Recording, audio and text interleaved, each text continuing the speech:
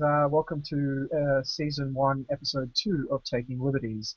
I'm Vikas, I'm going to be the host today. We've also got from Sydney joining us Austen Erickson and Lara Joffrey. So Hola. we're going to start firstly by talking about this brilliant story that I found coming from our good friends in the United States. So everybody's familiar with what happened with WikiLeaks and, that I guess you could say with the revelations that the NSA has basically been tapping everyone's phones. Now, a bunch of, I guess you could say, legislators in Maryland, which is where the NSA is actually headquartered, have decided to pass the Fourth Amendment Protection Bill, which will deny the NSA material support or participation of assistance in any form from the state of Maryland. Now, what does that mean? Basically, electricity, water, state utilities, which are currently provided to the NSA headquarters, will be denied as a result of this bill. Now, um, I guess there's a number of angles from a libertarian's perspective here. I mean, you can talk about state rights, anti-discrimination, like should state utilities be allowed to discriminate in such a manner? And I guess you could say the entire ethics of supporting essentially a government department that behaves in what could be perceived as a criminal manner. I guess we'll start with either of you. So you can take the board. Well, I remember when I first heard this story that my first reaction was, yeah, get the NSA. They're just the absolute worst. And, I still maintain that they are the absolute worst. But this particular plan, I think, sets a really interesting precedent for states' interactions with organizations they later do not decide to like. So, as a general principle, I don't like state discrimination. As long as the state's a monopoly, I don't think they should have the opportunity to provide or deny services to particular people in a discriminatory fashion. But that said, on this case, it might be a case of the lesser of two evils. I don't know. Austin, what do you think? Or Vikas, whoever has some opinions on the NSA. Now, I can see where you're coming from, from the perspective that the state has a monopoly in the case of utilities right there. But the question also comes in the sense that, like, say if we make it so that the government can no longer discriminate in this manner, does that now forbid or give tacit approval to the government essentially behaving in ways that we would say are criminal or abhorrent or even, downright unconstitutional? And I think that the only means of sort of checking against the government that are afforded to us are through the legislature. And I think in this case, the legislature has acted in not only the best interests of the people of Maryland, they have acted in the best interest of, I guess you could say, the innocent people of America and probably the world. Yeah, I mean, that is a fair perspective. I'm originally a Western Australian, so I'm a big fan of the states' rights argument and a big fan of federalist models for that particular reason, that when there is a conflict between the aims of a centralized government and state governments, there is the opportunity for dispute resolution between them, whether it's through the courts or through legislature, as in this situation. But, I mean, I don't even like mean testing in theory, because I think that, if you're going to have a program, that it should be applicable equally to all citizens. Purely theoretically, pragmatically, I come down in a different position. So I don't think that issue really can be resolved here. You've kind of got to weigh two important principles against each other. I suppose there's also another sort of thing that you can sort of tack onto here is that even if you come at it from the argument of state rights, does that now mean that the NSA will just pick up shop and move somewhere else? Will there be another state that just ends up picking up what is the void of the national security angle that's been left by the NSA? Well, that's the beauty of competitive idea factories in the states model. So I suppose that there probably will be. The question is which state then has the highest support for the NSA and which one can meet its needs. the worst case scenario, it'll have to be DC. I don't know where they'll find the space, but it's I the think only you place are. they can't legislate against it. What is more interesting is the ability here, if this is approved and it will get challenged, no doubt, and if it goes through to the highest level, Supreme Court, and they decide that the states have this right, there's no reason that they can't also hold this sort of stuff against other federal intrusions into state behaviors, state operations, which really is an interesting precedent that effectively it's state nullification of federal laws through an indirect route. They're not just saying this law is outright illegal. They're saying that, well, fine, have your laws, but we're going to make it as hellish as possible for you to enforce them. And I think that you could see this for basically any federal building in a state could have its power cut, its water cut, to the extent that the state actually supplies them with that. I just want to weigh in here. I actually don't think state nullification will. I don't think it'll actually go that far. And for anyone who's not familiar with the concept of state nullification, it essentially argues that any state in the United States could secede from the Union. Now, they actually had a civil war over this entire issue. That is not nullification. That is secession. Those are different things. Nullification deals with the specific acts. And I was saying that this could be like nullification, not that it was nullification. It could be a form of nullifying laws without the actual outright declaration of it, which would not stand up. Yeah, but the entire precedent for nullification was the question of federal supremacy, which, when they couldn't actually come to a decision via the High Court, chose to secede from the Union as a result of that. Now, I would have imagined that the entire topic has since been, well, for better or worse, been decided. Now, I may not agree with that outcome, but I don't think it's an issue that the United States will revisit on the issue of the NSA needing to get their water, gas, and electricity. Right, and nor would I say that. I don't think that you're going to hear the word nullification brought up in the Supreme Court. This is going to be an argument about whether the state has an obligation to provide federal buildings, federal institutions with the support that they ask for. Now, the pessimist in me suggests that the Supreme Court will just come down and say, no, the state cannot do this. The discrimination argument would be a persuasive one, whether or not I agree with it. And the fact that the states own the utilities is another thing I disagree with, which I think is quite funny. If they're going to own it and they're going to use it for an end that I agree with, I guess I'm not going to be quite as quite as militant against it as I otherwise would be. Yeah, I think we should probably move on to the next topic, which I believe is going to be Lara's there. Alrighty, let's go with this. Well, to start us off on something a little bit lighter and possibly a little bit more outrageous, a council in Queensland, I believe it is taking the meaning of nanny state right to its extreme and requesting that self-closing gates, similar to wall fencing, should be used or should be mandatorily applied to block children from suburban driveways to reduce the problem of kids getting behind cars and getting run over when cars reverse them. So, oh no, actually, sorry, this is a federal government proposal. And it's happened after a small toddler was seriously injured. As these things often are, they are a little bit reactionary. Now, I don't think anyone likes running kids over.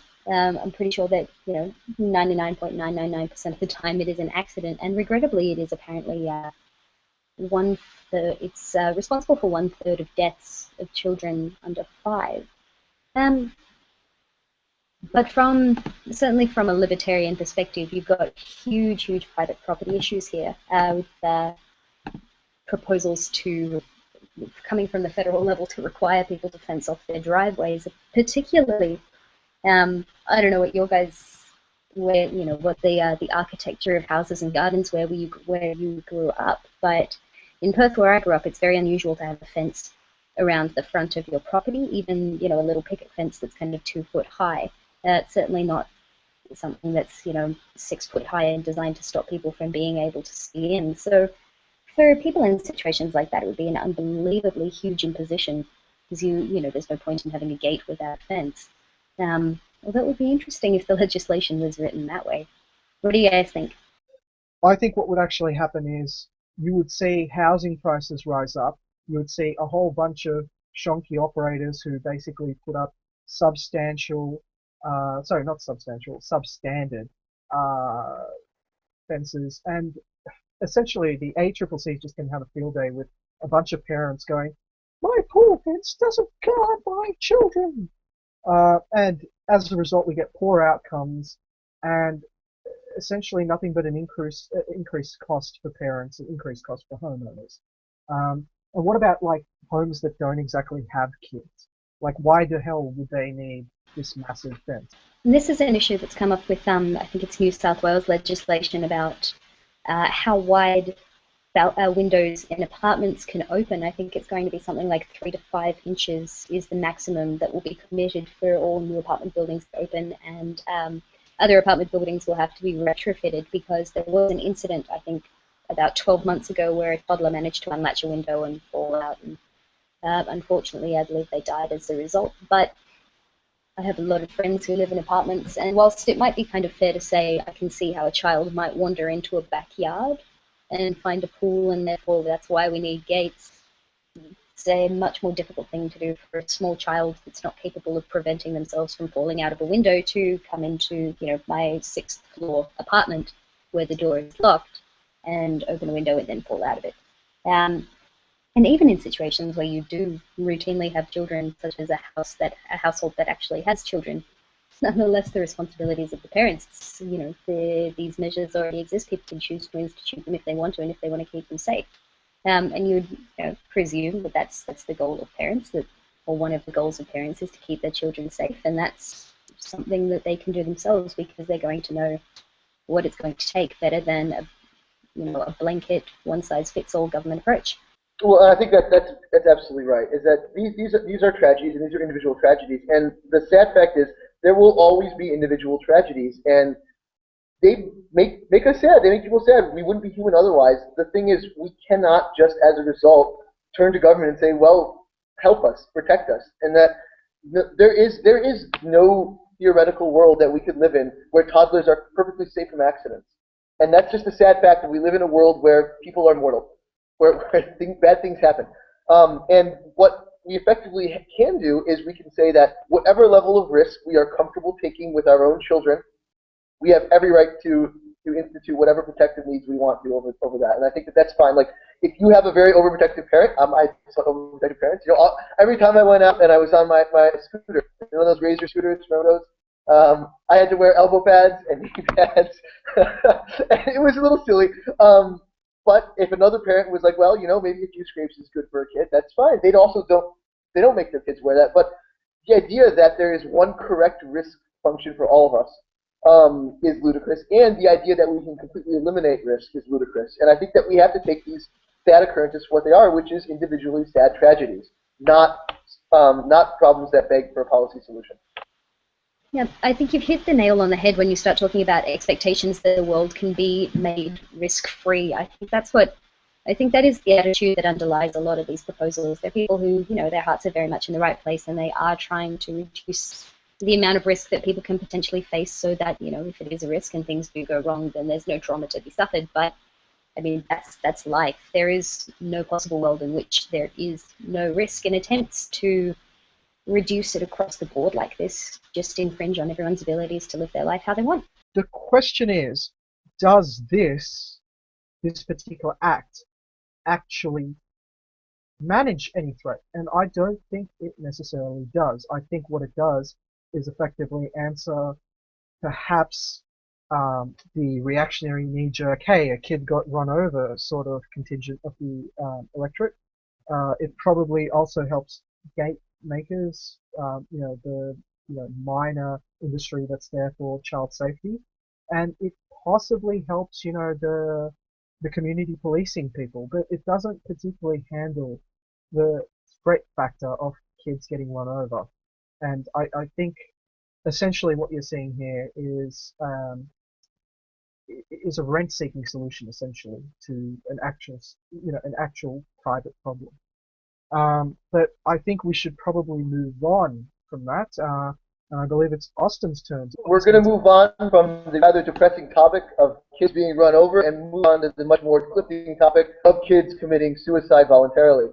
So in Belgium, we've just passed, or they've just passed a child euthanasia law, which I believe is the first of its kind worldwide. So they've I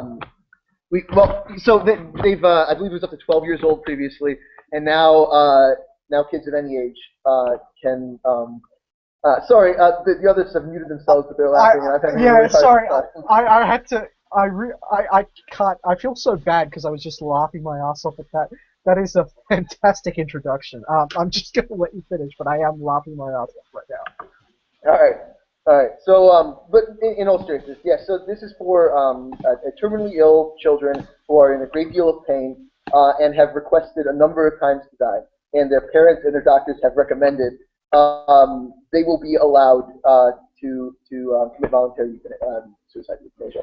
And I think that the questions that arise here are besides the obviousness of should we have voluntary euthanasia at all in Australia, and I think we should, is that at what age do we allow kids to do this? And that is a pertinent question. I think that it's sort of a situation that makes people uncomfortable because, again, we want to live in a world where kids don't get horrible terminal diseases that put them in great pain. But the fact is that isn't the world we live in, and if a child is going to die and is going to suffer a lot before they die, as much as I'm uncomfortable saying it, I think that we probably have to admit that there is a more merciful option. Yeah, absolutely. I mean, phrasing it this way might be a little controversial or unfeeling, but I mean, this is a solution that we use for animals because we understand that there are situations where it is simply the most efficient thing to do.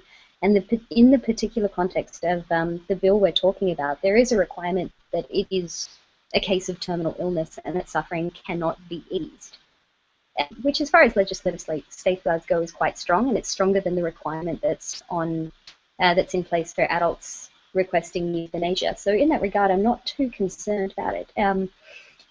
There is going to be a huge difficulty proving at any stage whether a child is coherent to make end-of-life decisions, and that's a decision best made by doctors and parents. They're going to know the children better than the law is.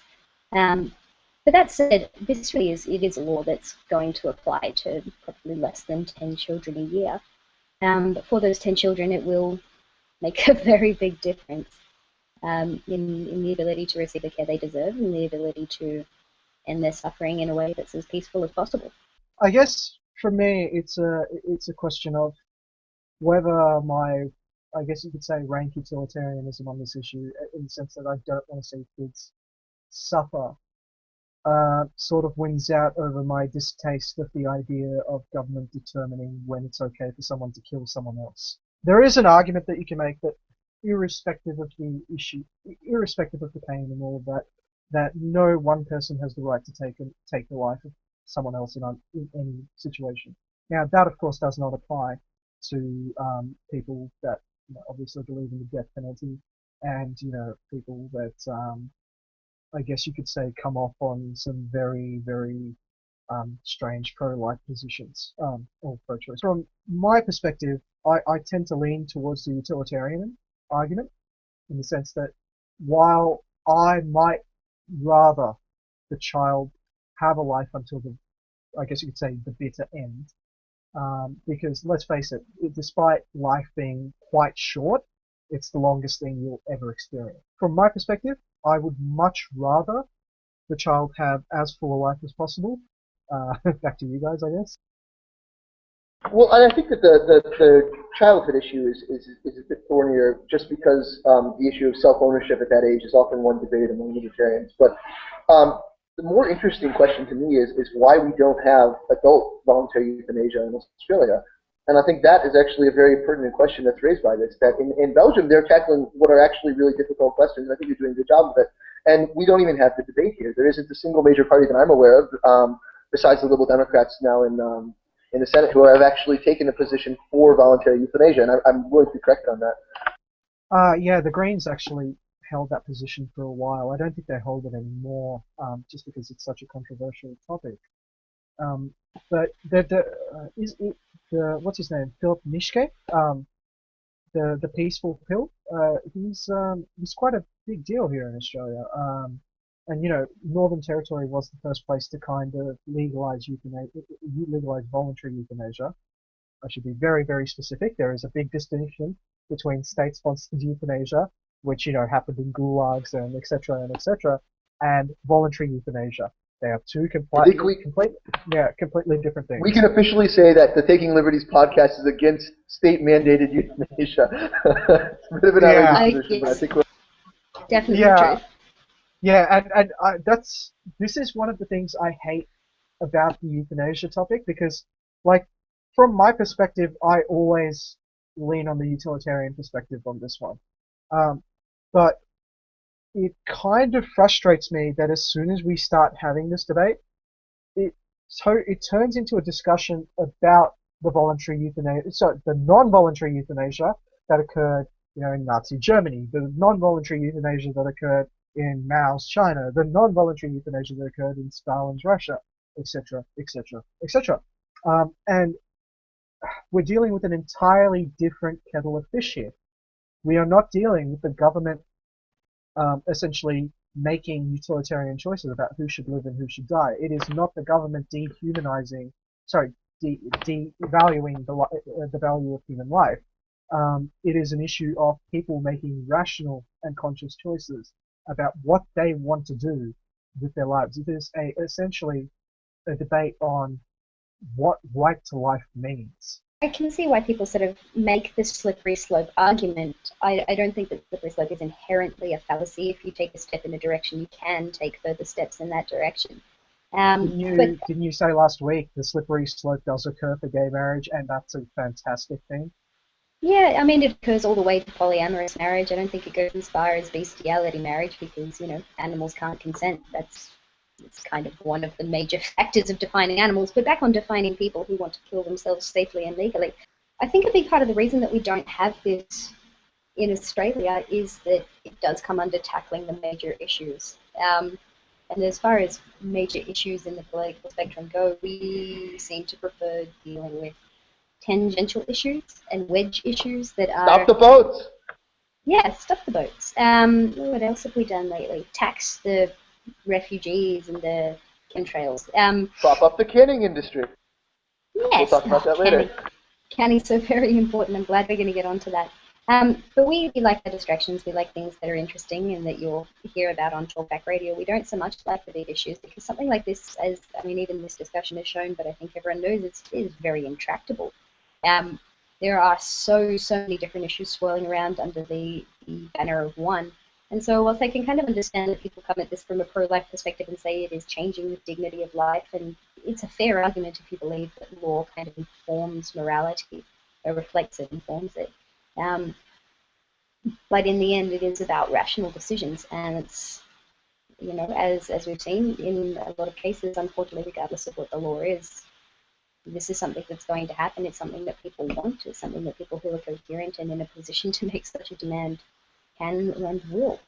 And so you can't help but come down on the side that, it should be something that is available for adults. And if people who are reasoned can ask for it, and we can accept that it is a good thing for them, it is going to maximize their utility, then it's going to be true for children as well.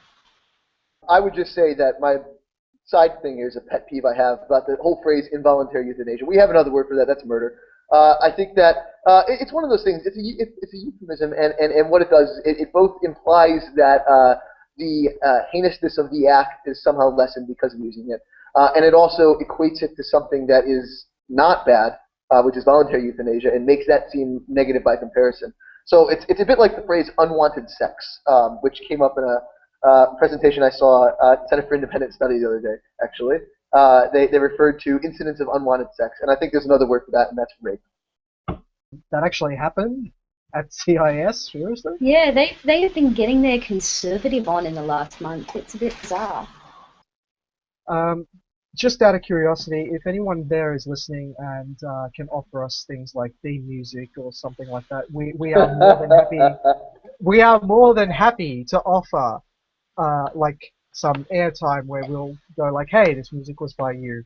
And if you're able to help in any capacity with respect to that stuff, or like Making us images, sound good on the internet, providing us with make, advice about the hardware we need, um, yeah, even that setting kind of these stuff. things up, even setting up the In hang-up short, if we don't hangouts in the really chat. know what we're doing, please help. And Yes. Please, good. internet, Yes, please intervene. So, provide us with the value of your hive mind. so I have set up the website. It's takinglibertiesradio.com. In, it, in addition to that, there is a Facebook group, which you can find at www.facebook.com/takinglibertiesoz. Now, is that AUS or OZ? OZ, I should have specified. So, in conclusion, that's our show for this week, and I guess we'll see everybody next week with a brand new panel with a brand new host. Well, actually, no, same old host, but brand new panel talking about what happens in the next week, I guess. So I hope you enjoyed the podcast, and No. see you next week.